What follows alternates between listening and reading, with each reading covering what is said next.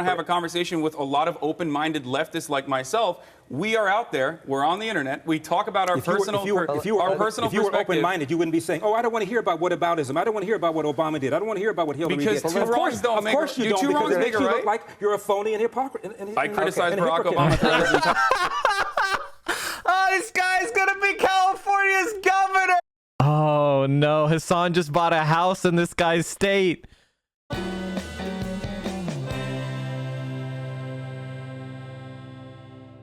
All right, let's watch this. I want to watch this content. This is gonna be incredible. This is gonna be incredible. Oh my God, this is gonna be incredible. Hasan debating future governor of California. No, this is not clickbait. Not clickbait. Actual real thing. This is not clickbait. Not clickbait. Because we all know we live in hell world, so this is what's going to happen. He's going to win. He's going to win. For 1 year and a half, Elder will be the governor of California. If he wins, I'm blaming you. I'm sorry. You live in hell world. And now, Hasan debating future governor of California. Here we go. Welcome back. Two very intelligent fellows with Feels two bad, wildly different worldviews views make up this week's panel. Larry Elder is a one-man hat trick. He's a syndicated radio host, including on AM 870 The Answer, an attorney, an author. His newest book out in paperback now is called A Lot Like Me, A Father and Son's Journey to Reconciliation. We're going to have more on that a little bit later in the show. Ugh. Fun fact, way back in 1996, Larry and fellow conservative And Dennis Terrace Prager MK2, appeared in a thanks for the short tier one. film directed by, of all people, South Park creator Trey Parker, called For Goodness Sake, which humorously This was when was this, chat? 2019. address race in America. Look at those outfits. Look All at right. that, look at that tie and that mustache. Yeah, My baby. goodness. Hasan Piker is the youngest of the Young Turks on the Young Turks Network. Piker's online commentaries have been seen and shared by millions, making him one of the most followed progressives in all of social media. Recently, on the podcast Chapo Trap House, Hasan talked about his experiences on the live streaming website Twitch. He's widely followed there as well. Welcome to you both. Good to have you on The Issue Is. Thank you for having us. Chapo Let's start with the big news of the citation. week, which is President Trump's comments about foreign interference. See, I never got the Chapo boost. Where's my Chapo bump? What the fuck? This is what he said. Do you want that kind of interference in our elections? It's not an interference. They have information. I think I'd take it. What do you think? I mean, was this wrong, what the president said? It's not the answer I would have given, and there hasn't been a single Republican that has backed that answer. And I was watching Fox and Friends this morning. He's already walked it back, and he said, "No, I would go to the FBI." It was an ill-advised thing to. All right, be right back, Jack. The bottom Use some line, though, ice. is there's been a 2-year study to They find made out whether or Hasan not he dressed committed any up. kind of collusion, and he didn't. But isn't he basically advertising, even if I didn't collude before, I'm open to collusion now? I don't think he is. It was an imprecise answer to an imprecise question. I'm sure he's thought about it again, and he'd give a different answer now. What was imprecise about it, Hasan? I can't wait 2 years later down the line in the aftermath of the election when we find out that like there was foreign interference or something like that.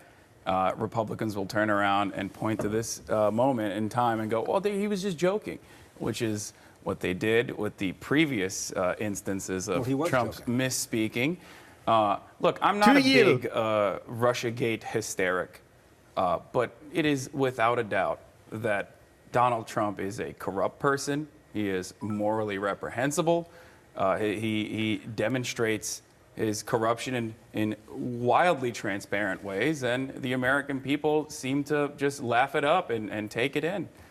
So I don't know. It doesn't matter. He can say whatever he wants. You know, it's kind of amazing to see how much he's grown as a Sigma. You know, if they were like, Hasan, you want to come on the show again? He would have been like, I'm wearing the fucking Flames t-shirt or the Flames button down.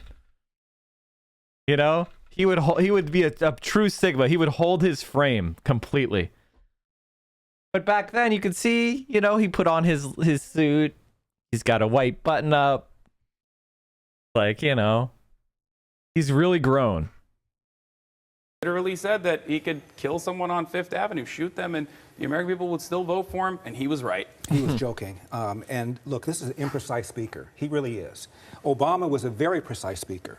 His three major decisions, in my opinion, were all based upon falsehoods. The Obamacare decision: if you like your doctor, you can keep your doctor. My mother, as she lay dying on her hospital bed in Hawaii, was suffering from having to fight with her insurance carriers. Turned out it wasn't true. That's what you like. That's what you like. You like the insurance companies. What do you mean? The Iran deal was based upon a big lie that there was a fight between moderate Ayatollahs and hardliner Ayatollahs, and the architect of that deal, Ben Rhodes, literally bragged to the New York Times that I lied about this. And the other one was when he pulled the troops out of Iraq and then later on blamed it on George W. Bush. Not true. He pulled them out because he wanted to, against the advice of his entire national security team. Now, why aren't people talking about those kinds of things? Well, Because Barack Obama's not the president, because Donald Trump is currently the president. And the fact that you have to reach so far behind and talk about the lies that President Barack Obama told in the White House to justify the lies that Donald Trump is telling currently is kind of shocking to me. Well, Terrace, thank you for the Barack Obama fails. I'm happy to explain why I refer to Obama. Can I finish? When Barack Obama fails on the policy front when it comes to the ACA, which did not go far enough, I agree with you. Didn't go far enough? I absolutely criticize Barack Obama for that. I think we do need socialized medicine, Medicare for all. Perhaps could have been more helpful for your mother, and I'm sorry for your loss. That's a whole nother debate. But let's go to the point that Hasan brought up. He said that the president is morally held frame, dude. Held frame. Guy started talking over him. You know, Hasan's saying he's not good at a debate. What are you talking about? He's doing great. Hasan was told by people that he's not good at debates, and for some reason he listened, and it's not even true. He's fine at debates. I don't know where he got the idea. Maybe he doesn't like them and he just doesn't want to do them, so he says he's not good at them, but he's fine at debates. Debate, but let's go to the point that Hasan brought up. He said that the president is morally corrupt. Right. How do you respond to that? And then I have to go back to Barack Obama to justify what Donald Trump says. He says it's shocking. What I find shocking is the pass that people like my friend gives people like Obama. The reason I bring up these inconsistencies, Hasan, famous Obama pass giver. She got a pass for that, is to show the double standard, the selective outrage, and the hypocrisy on the part of people that are really angry about Donald Trump that gave Obama a pass for 8 years, fast and furious. He got a pass. He got a pass for the Bergdahl deal. Got a pass. But this is pathetic. Oh my God. They literally can't talk about Trump ever. He says Trump's an imprecise speaker, and then he spends all his time talking about shit from 5 years ago. The Bergdahl deal. By the way, the Iran nuclear deal was a good deal. Nothing happened. Nothing happened on the Iran nuclear deal. Nobody cares about that except super freaks. Got a pass on Obamacare. Got a pass for all the misstatements, all the lies he made. But Donald Trump is a big liar. He's evil. It's double standard. It's hypocrisy. People prefer Obamacare to the pre-Obamacare era, where you would get rejected for if you had a pre-existing condition, you couldn't get treated under your health insurance. They like the fact that the Medicare and Medicaid were expanded. They like the fact that children could stay on their parents' health insurance until 26. They like that there is subsidized plans. Now, what would be better than that? If you had to spend zero brain power on health insurance and you just had it, and you just went to the doctor. That would be better. But the idea that people don't like Obamacare is just false. They love it. They love it more than it used to be. Wait. Okay, maybe that's being a little bit strong. Everyone hates it. I just bought an Obamacare plan on you know how chat, you know how I was telling you all that you could buy into an Obamacare plan? I finally got health insurance again. August 15th. August 15th, I finally got health insurance and dental insurance. So September 1st, I will have healthcare coverage for the first time since 2018.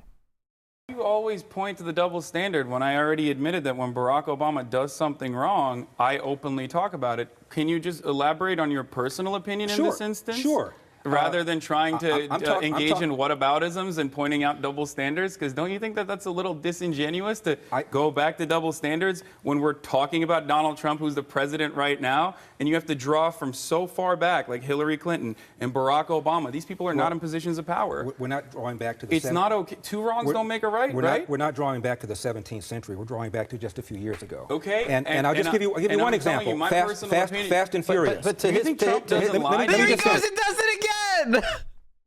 By the way, Larry Elder understands something about media, which is if you're talking about your opposition's problems, you're not talking about your own. Never play defense.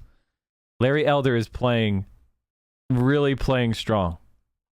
Is not morally reprehensible? Fast and Furious. Congress wanted Eric Holder to testify. He didn't show up. They found him in criminal contempt of Congress. 17 Democrats even voted in favor of criminal contempt for him, and no one's talking about that. But so you're saying the Democrats were holding him accountable then? But when Donald Trump says that I exert executive privilege, oh my God, he's stonewalling. All the stuff that Obama did, he went after reporters. Well, you just admitted that the Democrats were holding Eric Holder 17 accountable. did. That's all. Okay. What about the rest of them? How many are holding Trump accountable for all of the awful things that he's done? To wrap this up real point. All the awful things he's done. To wrap this up real quickly, though, but he brings up the economy's point, rocking and rolling. If it was wrong when Obama did, is it wrong when Trump does it now? I mean, are they both wrong? I'm talking about the fact that... Why can't you say yes? That's really interesting, because I can say yes. Because Obama did awful things, but so is Trump, and Trump is doing even worse things. Why can't you admit that? Why can't conservatives ever admit when Trump is doing something wrong? There was a 2-year and 2-month investigation, $25 million spent to find collusion. By the way, they recovered more money from the investigation. They actually profited from the Russia investigation because they found so much tax evasion from all of Trump's people that they actually made money. It was profitable. Coordination, they didn't find anything. Once again, and he punted on obstruction of justice. And once again, you're this. talking to a straw man, because I already told you that that's not my personal perspective at all. If you want to have a conversation with a lot of open-minded leftists like myself, we are out there. We're on the internet. We talk about our personal perspective. If you were open-minded, you wouldn't be saying, "Oh, I don't want to hear about whataboutism. I don't want to hear about what Obama did. I don't want to hear about what Hillary did." Because two wrongs don't make a right. Of course you don't, because it makes you look like you're a phony and hypocrite. I criticize Barack Obama for his entire... Oh, this guy's gonna be California's governor! Oh my God, you guys are fucked! Oh no, Hasan just bought a house in this guy's state. Hasan just bought a house in this guy's state. Maybe renting isn't so bad. Entire presidency, and I criticize Hillary Clinton as well. I am not a hypocrite. We're afraid. We're going to talk about another issue now, Medicare for all. Are you kidding me? Which is the you're a libertarian? Which is you want government to control medicine? Let's talk about it. No, he's never. Wait, why does he think Hasan's a libertarian? What do you think the chances are for the recall actually happening? I think right now it's 50-50 that Larry Elder will be the next governor of California.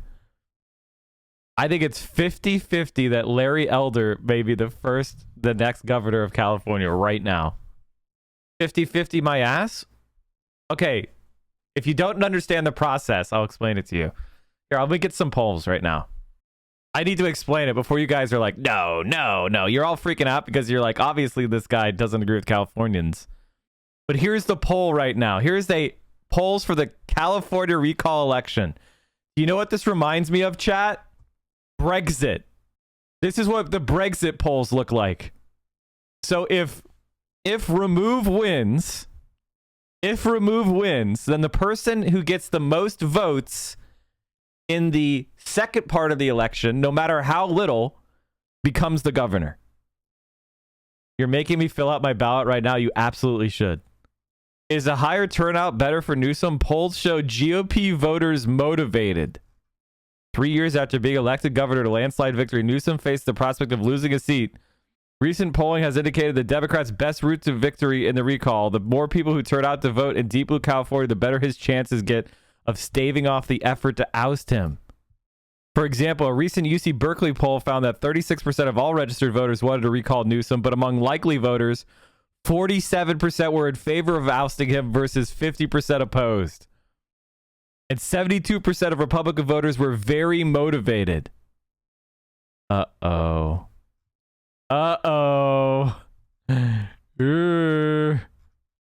Okay, let me see. Poll for recall candidates. I want to see. Democrats confront nightmare scenario in California recall. So Newsom might be recalled, but Democrats don't want people to vote for a Democratic replacement just in case. That would effectively be ceding the race to Republicans such as pro-Trump radio host Larry Elder, the type of figure who in all likelihood would never become California governor in a non-recall election. The Governor Elder scenario is suddenly very real, at least according to the polls. Oh, God, dude. It's gonna... I told you not clickbait. You thought I was clickbaiting you, didn't you? You thought, oh, Mike is lying. Mike is clickbaiting. No, I'm not. No, I am not. A complete shock. The right-wing contrarian leading the California recall race. Larry Elder doesn't believe in gun control or the gender pay gap. He has ridden to the top of the Republican field in the recall election for governor. He opposes the minimum wage and gun control. He has called the climate crisis a crock. In response to his inveighing against affirmative action, denials of systemic racism, and claims that black leaders exaggerate discrimination. Earlier this year, Elder blamed Barack Obama for the deaths of George Floyd and other black men, writing that the former president should have encouraged citizens to better comply with the police to avoid being shot. During the coronavirus crisis, he has given a platform to COVID-19 conspiracy theorists, including a self-identified physician who promoted the false claim that coronavirus vaccines were being pushed to minority communities as population control. 18% would said they would pick Elder, more than businessman John Cox, former San Diego Mayor Kevin Falconer, and State Assembly Kevin Kiley. If the recall is successful, Newsom, a largely popular governor who won office by capturing a greater share of the vote than any other Democrat in state history, would be replaced by a fringe candidate whose extreme views don't even capture most of the state's Republican base. It would be a complete shock to California politics, Taylor said. He's going to win with 18% of the vote, chat, because of the recall system. Holy shit. Oh my God. He wins with, no. He wins with the plurality of the votes. Whoever gets the most votes and the second part of the recall election wins, no matter how low it is. He's going to win with 18% of the vote. All right, let's keep going. Another issue, which is... That's insane. Which is the issue of the Democratic primary now. This week we found out who are the 20 candidates that are going to be making it up onto the debate stage. This is a list of all 20 of them. By the way, all of them that have come on the issue are on the debate stage. So just candidates, good idea to come on the show. Sadly, candidates that are goose eggs, Steve Bullock, Mike Gravel, Wayne Nessum, and Seth Moulton, none of them met the criteria. I know many of our viewers are crying over that. They will be missed. And then the other thing is, if Feinstein dies, chat, if Larry Elder is governor and Feinstein dies while he's governor, he gets to appoint the replacement. So he could replace a Democrat with a Republican, which would switch the Senate to Mitch McConnell. And that would be game over for Biden's presidency. These are the scenarios that are she's what, 90 now? This could happen, folks. This could happen. Where do you guys see the state of the race? Because I think you both might agree on something. Neither of you like Joe Biden. Well, I'm not a fan of any of them. Yeah. Me either, except for Bernie.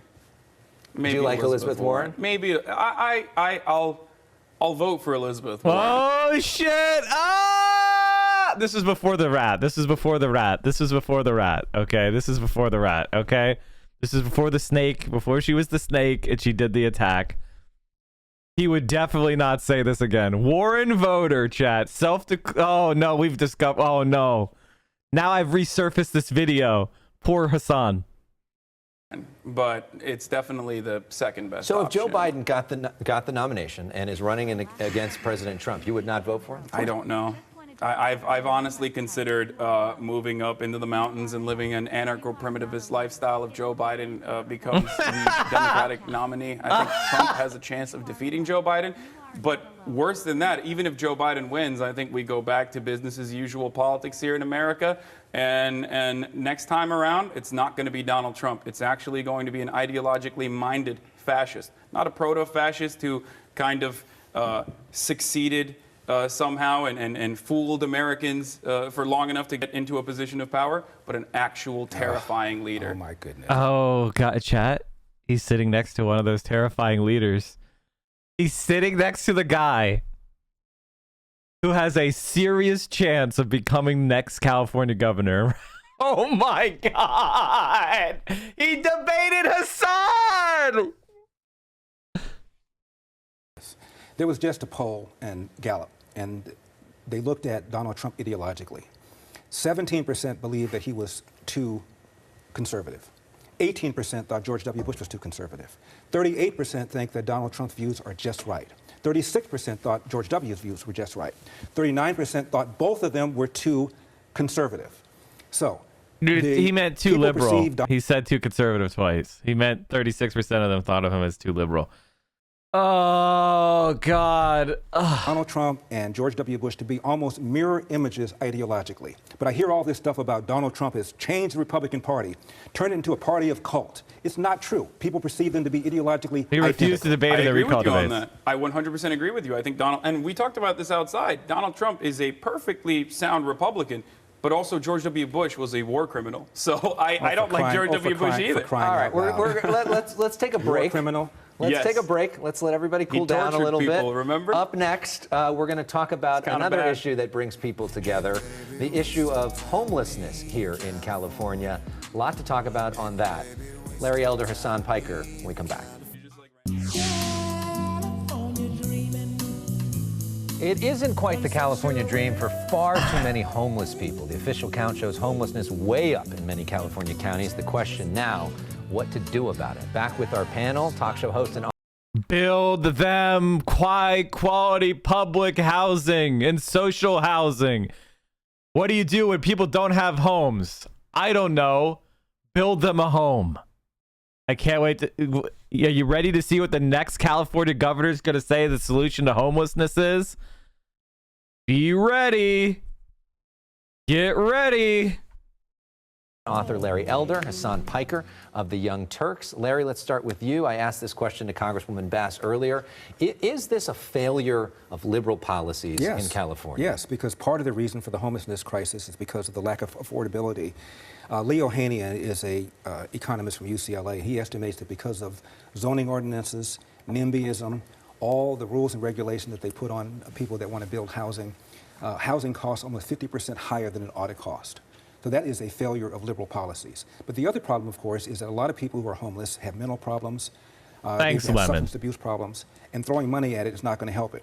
The government needs to get out of the way and allow churches and nonprofits to deal with this problem. What do you think about a house apartment vacancy tax to encourage lowering prices? I think that's a great idea. There should be taxes on all vacant property, and it should increase. The more, like the longer, if land is not being, it's held in a city like empty fucking condos and apartments, you should have to live in them at least half the year to avoid the tax. There are enough empty homes. We don't need to build more. We need policy change in regard to owning empty properties. You can do both, dude. You can do both. And it's also less disruptive to just like build. Okay.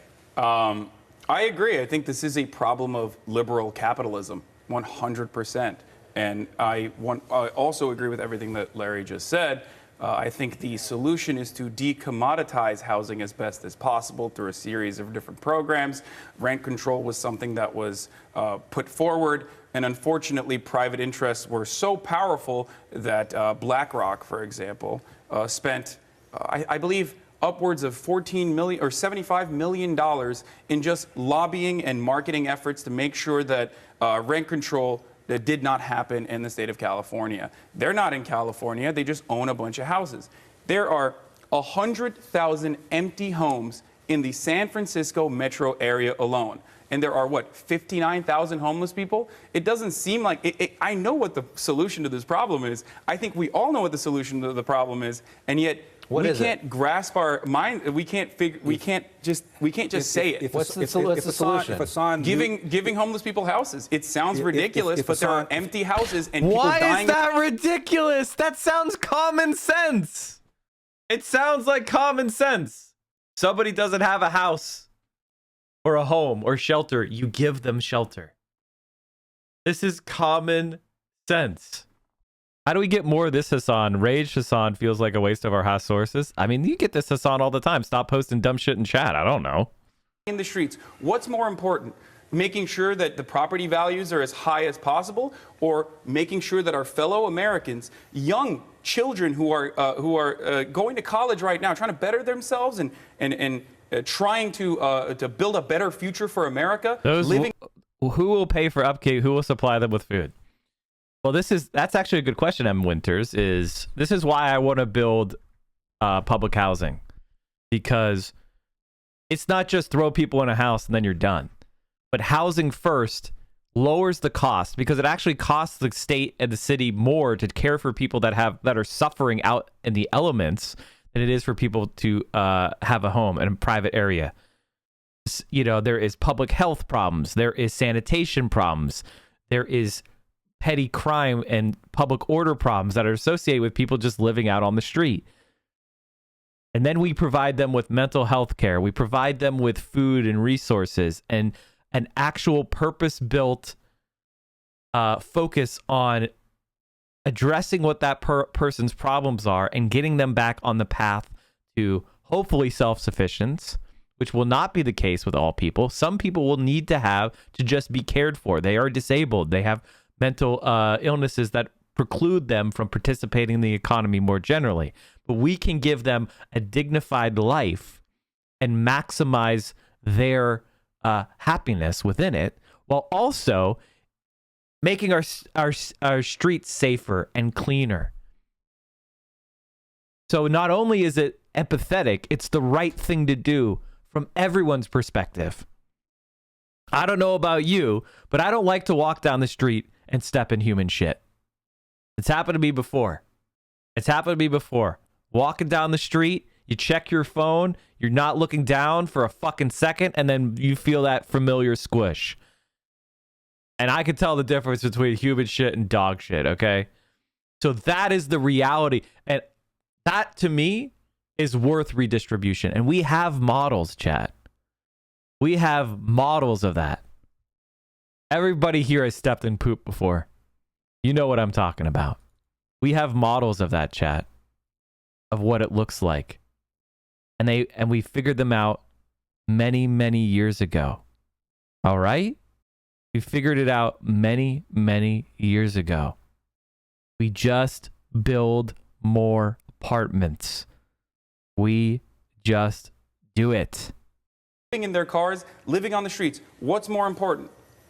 Rent control and policies like that create a disincentive on the part of contractors to build housing. So if you really understood... Oh, no, that's precisely what I mean. If you really understood the problem, you'd be opposing rent control, not advocating. I don't think rent control is a perfect solution. I think rent control is a Band-Aid, but it's a solution in the right direction. No, it's not. Because what did I say? I said decommoditizing housing. By the way, what does rent control do? Rent control does not mean that you can never increase rent. It means that rent has to be increased, and it's constrained by what inflation is. Because I don't know if you know this, chat, but if interest rates are low, there is no excuse for housing prices to go up except for to enrich the people that own the property. And we've had a free-floating rent. If free-floating rent prices fix the housing crisis, they would be fixed already. They're already free-floating. When's the market going to kick in, Larry? Is the main goal, building public housing. In this plan, how do you choose where people go to live? I'll let Hasan speak in a second. Let me just say this. Anytime, that's why you build community-based housing. We've watched if you want, there's a really great video on it in the Gravel Institute. Not advocating. I don't think rent control is a perfect solution. I think rent control is a Band-Aid, but it's a solution in the right direction. No, it's not. Because what did I say? I said decommoditizing housing is the main goal. Building public housing, building affordable housing in the short term with rent control, making it as unaffordable as possible on the landlords to own private properties so that housing, which I would regard as an inelastic, I would regard as having inelastic demand, which is a necessity for people to survive, shelter, right? Very important. Should be dealt with appropriately. But I also feel the same way about healthcare as well. So you want government to displace private contractors? Oh, absolutely. Wow. Absolutely. I think private contractors demonstrably are failing right now. We are seeing this. We're talking about homelessness. Why do you think this problem exists in California? It's affordability. People can't buy houses. And you're right about the mental health issue as well. Again, another thing where our government is failing us. Larry, your defense for private contractors. Well, if Hasan believes the problem with homelessness is because we don't have more rent control, I don't know what planet he's living on. We don't want to. Why would we want to decrease density? Density is good. Density is efficient. Density means less impact on the environment and less infrastructure needed to support a larger population. Losing density is what causes an increase in consumption. Density is good. New York has had rent control for a very long period of time. It destroyed their housing stock that they had before the Second World War. It's not just rent control, Larry. Don't focus on that. And the idea that I, as a contractor, should be barred from charging fair market value for my rent will create a disincentive for me to build more housing. And single-room occupancy also has been pretty much regulated out here in California. We ought to rethink that. So we ought to unleash the private sector, not constrain. What Larry is saying is that we should make tenements. Larry's saying that we should have polluted, filthy tenements so that slumlords can profit off of packing 20 people into an apartment. That's what Larry's talking about. The private sector, as Hasan wants to do. Here's what happens when you unleash the private sector. Sorry to cut you off. Airbnb, which is absolutely destroying the housing market as well. Because, hey, they're incentivized. That's what happens when you try to fix something with the profit motive. You have a bunch of homeless people, and then Larry sits here and says, why don't we just let the nonprofits take care of it? Well, the nonprofits are not going to take care of it. If we wanted to wait for people to be nice to one another, I don't think we would have gotten into this problem in the first place. Let's talk about another issue. California passed a budget this week, over $200 billion. Perhaps the most controversial aspect of it was this health care for undocumented people under 26. They'll have access to Medicaid. You mean illegal aliens? Or depending on your perspective on what word you choose to use. Wait, let me ask you. So, you said illegal aliens. Do you not think that they're human? They're human beings, right? Is there a term called undocumented in the U.S. Title Code? It doesn't matter. Are they human beings or not? I'm asking you a direct question. It doesn't matter. We're having. You want to have a conversation about legality why or ask me whatnot? some stupid question like that? No, they're gerbils. Of course, they're human beings. Oh, okay. So then that's fine. Then we should give them health care. There we go. The question is, what should we call them? And the answer is the precise name in the title code for people in the country. By the way, this is legalism. This has no. Who gives a shit? Who gives a shit? The question is, what should we do to provide health care to people, and what enhances California's society? And having undocumented workers, which are an integral part of the economy in California, and everybody agrees with that, unable to access health care means that they're spreading diseases. They are suffering from reversible, preventable illnesses that things like affordable preventative care could have headed off in the first place. And so it's absolutely the right of California to provide health care for people who are living and working there and lack legal status because our immigration laws are moribund. Illegally, it's illegal alien. Not undocumented, it's not in there. Why are you trying to back into the legal conversation when we're trying to have a conversation around morality? Obviously, I understand how the law works. The law is also susceptible to changing. Now, let's have a conversation about the morality of whether or not we should be giving these people health care. Well, let's ask the question, though, in terms of, because money is not, infinite. So sure. Sort of the choice for California taxpayers, when we have so many other problems, including homelessness for so many California... First of all, California has got massive surplus, chat. A massive surplus of, what was it? What is the California surplus right now? California has a staggering $75.7 billion budget surplus. That was May of this year. Money's not infinite. We don't want to give health care to people. We have $76 billion extra dollars this year. I think we could afford to build housing. I think we could afford to, provide health care for people. California residents, is this a good use of California taxpayer money to give it to pay for this? Yes, no, absolutely. Absolutely not. Absolutely. I think we should. How is Gavin Newsom being recalled with a $75 billion budget surplus because the Republicans represent a large enough population to trigger the recall? and Republicans are highly motivated, and the recall elections are weird elections that happen in the middle of the fucking month. Nobody knows they exist, and you could get your 36% of the state that's a Republican ghoul to run out and vote and be a plurality or majority of the voters that show up, not the people of California as a whole. And then people are frustrated about COVID and they're blaming him because of mask mandates and closures of schools and shit. Hey, it's frustrating after a year. You want it to be over, and people are blaming Gavin for that. It's not his fucking fault that we're idiots and nobody will take the vaccine. Solve the homelessness problem as well, as I demonstrated in a few different ways. Also, if you just say Gavin Newsom is a neoliberal whose policies are never popular, you're not doing analysis, by the way. You are just kind of saying stuff to protect your own ego and not to actually contend with the irrationality of what's going on and trying to understand how we can, as leftists, counter it politically so that we could get outcomes that we want to see. Make it a little bit better and mitigate that problem. But we should also absolutely help the people that are here already, that are working in all facets of industry, that are contributing to taxes. I mean, these are just human beings. You can call them undocumented, or you can call them illegal, you can call them whatever you want, but these are human beings that are existing. A bigger welcome mat for people to come here illegally. In California, already illegal aliens can drive cars legally. In California, an illegal alien can get in-state tuition with somebody. By the way, does that make sense that you would not have people get licensed to drive? It's California. You could only get around with a car. They don't have public transit. So they have shit public transit. So people need to drive. So would you rather them not have a license? Would you rather them be driving around without any training or no certification that they're actually safe? What the? Wouldn't you want them to be identified with their name so we know who they are? The alternative is madness.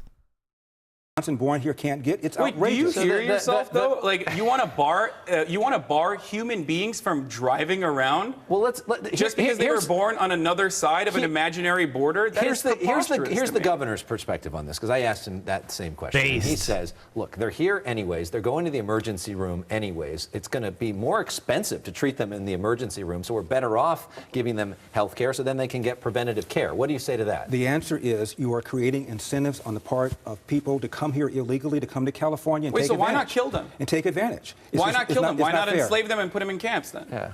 I'm serious. This guy is a piece of cake. No. This is a serious question. I mean, this is a serious question. A piece of cake? He called Hasan a piece of cake. I guess he's been seeing the thirst traps, huh? He's been seeing the thirst trap. He's saying, hey, you've got that cake. He wants to eat that cake. He can't get away with it. The former governor of California called Hasan a piece of cake. Oh, God damn it. He can't keep getting away with it. He can't keep getting away with it. Because I don't use the term if you want to bar human beings, are they human beings? Are they human beings? No. That's just ridiculous. You talk about straw man. You just did that. That's a question that I'm directing to you. I'm not making a statement. Here's the difference. Here's People what I'm asking should come to the country How legally. far should we go? People should come to the country legally. Oh, damn. He triggered him. He won this debate. He's destroying him. He's destroying him. Next time someone says Hasan's bad at debates, show them the Larry Elder debate. He's walking the floor with him. How far should we go for those who are here already, though? Should we kill them? You said you're fine with not giving them cars. You're fine with barring them from driving. You're fine with barring them from access to health care. How far should we go? Should we put them in little camps? We should maybe ship them away? not reward them for coming here illegally. Okay. I agree with President Donald Trump. So how far do you think we should go? May I answer the question? We should get rid of the bad hombres. Those who have done real serious crimes, they should be gotten rid of. And there are hundreds of thousands of people already that have deportation orders, and we haven't rounded them up and gotten them out. They ought to be gotten out. Do you think everyone with a deportation order is a bad hombre, or do you think people are just getting deported at a higher rate now because Donald Trump wants to make it seem like he's doing something? He's prioritized it, and if you walk down the street and you're an illegal alien, you cross the street illegally, you're not being deported. He's talking about bad hombres. Wrong. That was absolutely wrong. Donald Trump de-emphasized serious felons and started deporting he got ICE to just start deporting anyone who had any kind of immigration order. Obama focused on people with serious felonies, and Trump deprioritized that to literally just removing everybody who had any kind of immigration status problem. Like he's just making shit up. Like the way he's doing it. All right, we're gonna have to leave it there. Oh my God. Okay, chat. How did you feel about that? How did you feel about the debate? I think Hasan won. I think Hasan clearly won that. The Woke Bay title is so cringe. Is he still calling himself Woke Bay? Mainstream media is cringe as fuck. Larry got destroyed. Hasan is a Warren. No, he's not. Hasan didn't do that great to get cable viewers into his politics. I think he did well. I think he did well. He crushed Larry Elder. He triggered Larry Elder. And so, how are we going to face this, Jet? Larry Elder is leading the California recall race. Hasan bought a home in this guy's state. It's happening, chat. Larry Elder doesn't believe in gun control or the gender pay gap. He has risen to the top of the Republican field in the recall election for governor. Oh, no.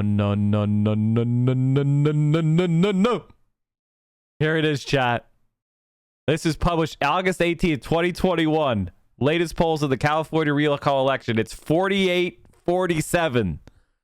Survey USA just had remove up 11 among likely voters. That's an A-rated pollster. We've got ourselves, chat. We've got ourselves a Brexit-style situation.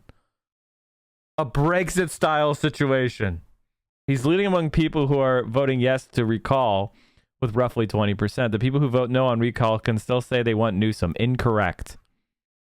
Incorrect, Klingosaurus. If Newsom is recalled, he cannot appear as a candidate on the second section. If he is recalled, he's out. And then it's whoever gets the plurality of votes. What's plurality? That means the largest division.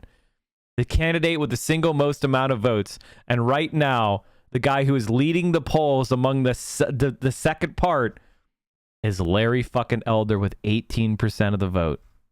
Larry Elder may be elected California's governor with 18% of the vote. Larry Elder is confounding frontrunner in the Republican race to replace Gavin Newsom as California governor. The outspoken libertarian radio talk show host entered the recall campaign just days before the filing deadline. He has zoomed to the top of the long list of candidates running against the state's Democratic governor, despite and because of his divisive contrarian politics. Elder opposes the minimum wage and gun control. He said he doesn't believe that the gender wage gap exists. He's called the climate crisis a crock. He has suggested that fatherless families drive up crime rates in black communities. In 3 decades on air, Elder has made a name disseminating controversy. His most extreme views are not only out of line with those of the majority of voters, but also with the views of many of the state's Republicans. And yet it's not impossible the self-proclaimed sage from South Central will become the next governor of one of America's bluest states. Elder, 69, was born and raised in South Central Los Angeles. After graduating from Brown University and the University of Michigan, he practiced law for a decade before transitioning to political punditry, landing his own show on local station KABC in Los Angeles in the early 90s. In response to his inveighing against affirmative action, denials of systemic racism, and claims that black leaders exaggerate discrimination, a group of LA residents in the 1990s organized a 2.5-year boycott of the radio show's sponsors. Flyers circulating at the time called him a white man's poster boy. Some advertisers did drop Elder, but ultimately he prevailed. His show was syndicated, and he started building a huge national radio audience, making frequent appearances on Fox News and cultivating his brand of contrarian libertarianism. Now he's just a huge Trump supporter. Notice how libertarianism fell immediately for Donald Trump. He's been on the radio for 27 years down in LA talking man bites dog politics that are ironic and contradictory, says James Lance Taylor, a political scientist at the University of San Francisco. And in some ways, the only reason why he's able to say much of what he says is because he's black. He uses his race as a weapon. Wow. Earlier this year, Elder blamed Barack Obama for the deaths of George Floyd and other black men, writing that the former president should have encouraged citizens to better comply with the police to avoid being shot. If Newsom is recalled, will whoever wins be the governor for the next 4 years? No, they just serve out the remainder of the term. During the coronavirus crisis, he has given a platform to COVID-19 conspiracy theorists, including a self-identified physician who promoted the false claim that the coronavirus vaccines were being pushed in minority communities as population control. Elder has said he has been vaccinated, but has vowed to repeal California's mask and vaccine requirements if he wins the governorship. Larry Elder is not to be taken seriously, Taylor said, but because he has some recognition and a large microphone, he's been thrust upon us. An electoral face-off between Elder and Newsom would be highly improbable were it not for California's idiosyncratic recall laws. There are few requirements to get on the recall ballot other than a $4,200 filing fee. But if more than half of California voters say they want to remove Newsom from office, the remaining candidate with a plurality of votes becomes the governor. That means Elder doesn't need to win over the majority of voters, just enough to beat out Newsom's other opponents. And a recent poll by the UC Berkeley Institute of Government Studies, co-sponsored by the Los Angeles Times, 47% of likely voters supported recalling the governor, compared with 50% who opposed removing Newsom from office. In response to the so that's a toss-up right there, chat. In case you're wondering, that's a toss-up. 47-50, that's a toss-up. That's a coin flip right there. In a response to the second question on the recall ballot, who should replace the governor if more than half the voters choose to remove him from office, most said they would avoid answering or were undecided. 18% said they would pick Elder, more than businessman John Cox, former San Diego Mayor Kevin Falconer, and State Assemblyman Kevin Kiley. If the recall is successful, Newsom, a largely popular governor who won office by capturing a greater share of the vote than any other Democrat in state history, would be replaced by a fringe candidate whose extreme views don't even capture votes of the state's Republican base. It would be a complete shock to California politics, Taylor said. For many Californians, the recall has triggered flashbacks to the 2016 presidential race between Donald Trump and Hillary Clinton. Many of Elder's views and policy platforms fall in line with those of Trump.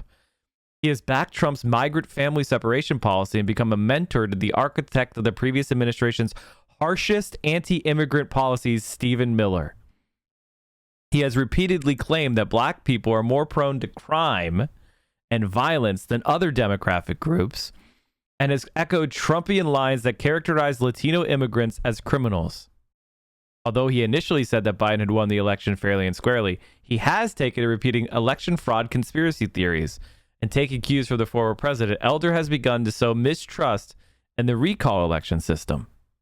The radio hosts right-wing views and has his repeated deliberate bending of truth and statistics to support his views on crime and policing are particularly problematic given the racial reckoning following the murder of George Floyd. Erica D. Smith wrote in a column for the Los Angeles Times. His policies are so opposite of what the majority of Californians believe, she told The Guardian. The celebrity pundits' politics and policies are in a lot of ways more consistent with the views of national Republicans than California Republicans, says Cornyn Rankin, the California GOP Central Valley vice chair. The state party decided not to endorse any of Newsom's opponents, and Rankin said she herself was staying neutral. But, she noted, many of Elder's views, including his opposition to a minimum wage, are less aligned with the state's more moderate Republican base.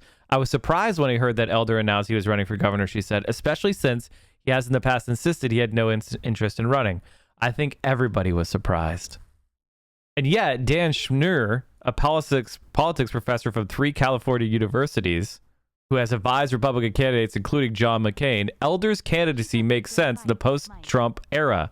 His celebrity and convention-bending persona appeals to a certain type of conservative, especially among the types of conservative voters who are fueling the recall. He's very familiar face and a very familiar voice, he said. He's somebody they know and trust.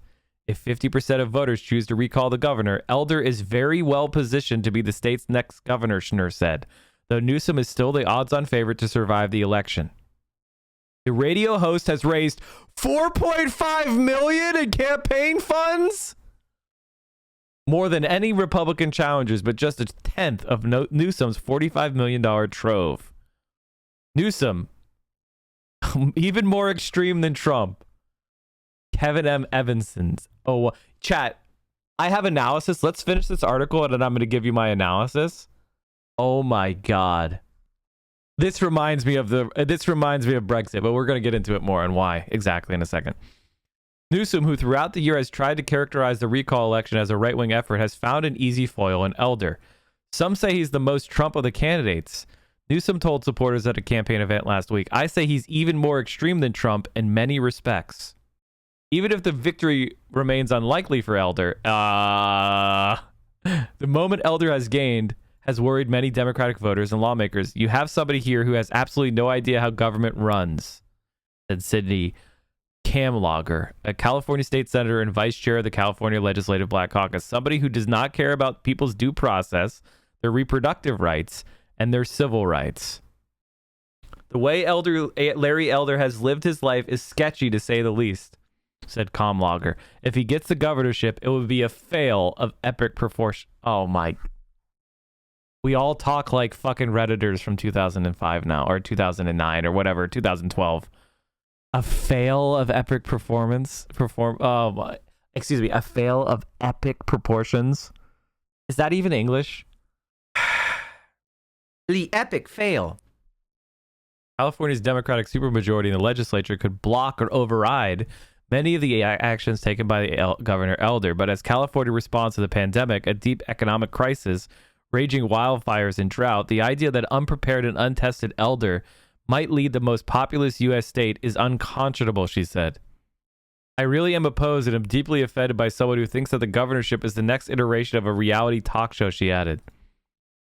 In a state that positioned itself as a foil to Donald Trump's vision of America, seeing a right-wing Trumpian candidate rising to head one of the most progressive states in the country would amount to a complete abandonment of what makes California, California, Taylor said. Oh, no, no, no, no, no, no, no. All right, so here's why it's similar to Brexit. Let me see if I can get a Brexit poll. Okay, here we go. So here is a polling average of the Brexit stuff. For almost the entire year, Remain was in the lead. And then at the very end, Leave had a late break, with the undecideds breaking towards Leave. But the polling average had Brexit, the referendum, opinion polls of voters in general to show roughly equal proportions in favor of remaining leading. Polls of business leaders, scientists, and lawyers showed majorities in favor of remaining. Among non-British citizens, polling suggested a majority were in favor of the UK remaining. The results of the referendum show that there is a problem with polling methodology.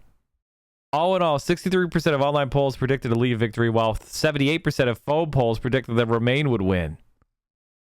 So as you can see, it was neck and neck, just like this. So why is that relevant? Well, just like leaving, all the different reasons someone might want to remove Newsom, think about them. You could want to remove Newsom because you think he's a neoliberal. You could want to remove Newsom because you're a conservative. You could want to remove Newsom for a million different reasons, and they don't have to agree. You just have to agree on one thing. Removing him, right? That's all you need to agree on, is remove him. You don't have to agree on the why. Whereas everybody who wants to keep him has to keep Gavin Newsom in particular. Whereas everybody who wants to remove can fantasize about their own chosen candidate to replace him. Similarly with Brexit, you don't have to actually deal with a specific Brexit policy. You just have your own fantasy of what Brexit would be, and you vote for your fantasy. So you have fantasy versus reality. The fantasy of removing Newsom versus the reality of keeping him. And that's just like the Brexit poll. The fantasy of your version of Brexit versus the reality of Remain. And in that situation, I think you should be very concerned about people voting for their fantasy. Very concerned about people voting for their fantasy.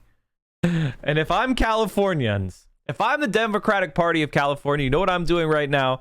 I'm saying we've got to pick somebody for the second round of voting. We've got to tell everybody to vote for somebody in the second round. I can't believe they didn't do that. That is political malpractice. Obviously, they love their governor. They want to support Newsom. He's the governor, whatever. But they've got to have a second choice. That is political malpractice. And it just happened. It just happened. Arnold Schwarzenegger won. That's how Arnold Schwarzenegger became the governor. In 2003, there was a recall election of the California governor, Gray Davis. They had a crisis. Because Enron, they'd privatized the electric market, and Enron had caused brownouts and blackouts. And so Gray Davis was blamed for the crisis. And Gray Davis was recalled with 55% of the vote. And then Arnold motherfucking Schwarzenegger won. Arnold fucking Schwarzenegger won. Schwarzenegger received 48.6 by surpassing Lieutenant Governor Cruz's Bustamani's 31.5%. Green Party candidate Peter Camejo received 2.8%. It's gonna happen again, folks. The governor. God damn it. Also, wildfires are having a huge impact, regardless if they are relevant or not. We are seeing blackouts and shit too with the fires. So I shouldn't fantasize about Governor Ajan? No. Mike, do you know Cuomo legalized pot in order to gain favor so he wouldn't have to resign? There was a bill sitting on his desk for a long time and he signed it right before he resigned. Fucking pog. Congrats. Arnold was mostly a lib and governed as a moderate Republican. But Larry Elder is a fucking ghoul. We do politics here every morning starting at 10 a.m. 10 a.m. Eastern, 7 a.m. Pacific. You can watch us here on Twitch. We're the morning guy.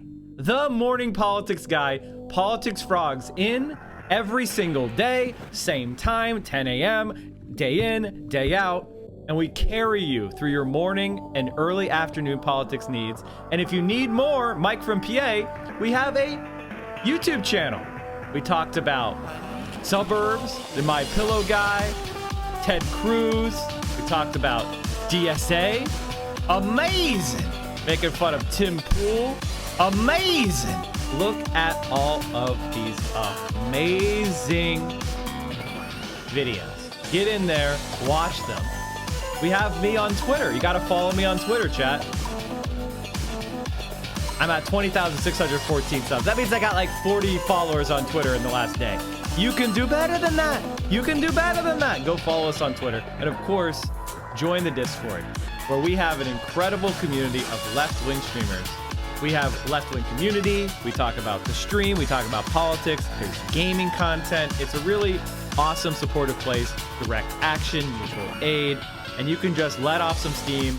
And also, you can help produce the show.